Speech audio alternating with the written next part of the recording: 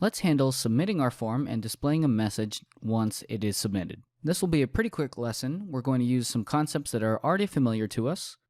Let's start by handling submitting the form.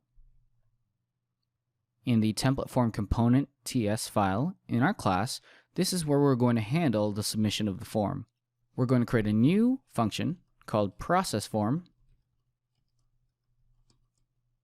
And in here, let's console log this.user. So we're going to get all of the information that is attached to our form, and we're going to go ahead and just console log it. This is also where you could do some stuff like create a user, and you would use a service that you brought in, maybe a user service. You could do something along the lines of this.service.createUser, and you could pass in this.user and do that. For our purposes, we just want to focus on the forms and not the full application. So we're just going to console log this and see how it goes. Save that, come back over, let's open up the console. Click save, and right now nothing happens because we haven't bound this form to that method. Back in our template, let's go to template form component. On our form, this is where we want to handle the submit. We're going to go ng submit. And this is one of the event bindings, which is the best way to get information from the template over to the class. We're going to call process form.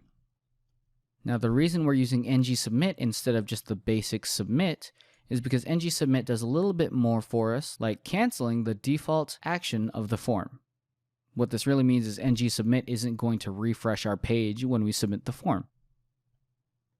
Let's go ahead and click save. And you can see that our new object, our user object, gets console logged.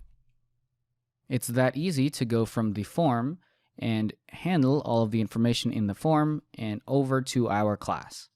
What if we wanted to display a message once this form is already submitted?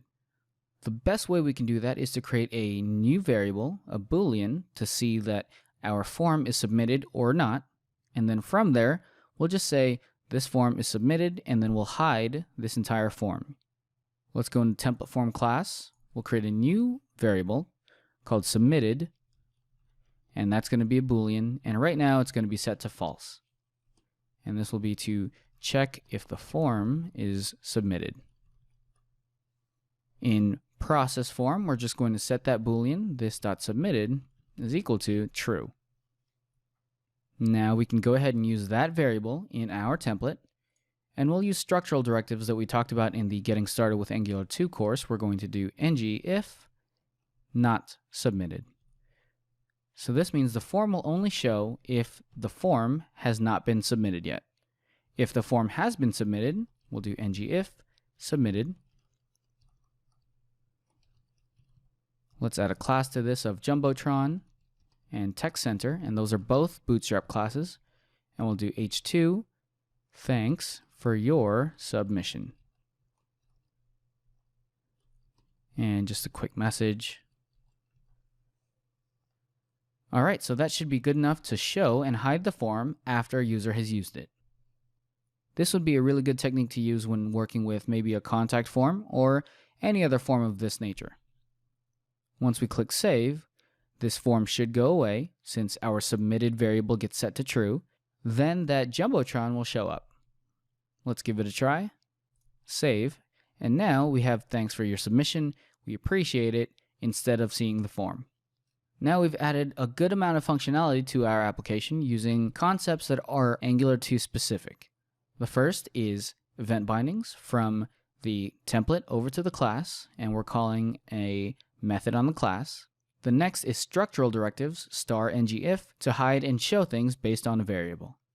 Alright, so with all of that submission stuff out of the way, let's move forward and start working with validation.